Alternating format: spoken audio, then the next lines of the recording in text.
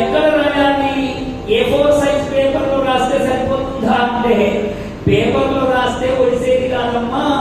పత్రముర్వి భూమినే పేపర్గా చేసుకొని రాస్తే అప్పుడు కూడా ఈశ్వరుని గురించి మనకు తెలియదు. అది ఈశ్వర తత్వము అంటే. నిజంగా రోజు ఇక్కడికి రాగానే ఈశ్వర దర్శనం చేసి ఇక్కడికి వస్తూ ఉంటే ఆనందం కలుగుతూ ఉంటుంది.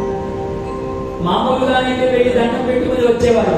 రోజు మా మనమ్మ ఏకబిల్వము నిన్నటి రోజున నాకు మహాబిల్వాలు ఇచ్చింది. వాళ్ళు పొద్దున్నే వెళ్ళి అక్కడ బిల్వములు అన్ని స్వామివారికి సమర్పించి వస్తూ ఉంటే ఇవాళ ఈశ్వరుడి కథ వస్తూ ఉంటే ఆనందం కలిగింది.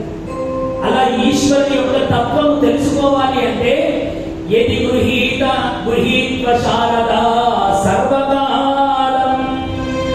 ఒక్క రోజు రాస్తే సరిపోదు, 2 రోజులు రాస్తే సరిపోదు, భూమినే పేపర్గా చేసుకొని సర్వకాలం ఈ భూమి ఉన్నంత వరకు రాస్తూనే ఉండాలి. అయితేనే పరమేశ్వరుడి గురించి మనం కొంతైనా తెలుసుకోగలం.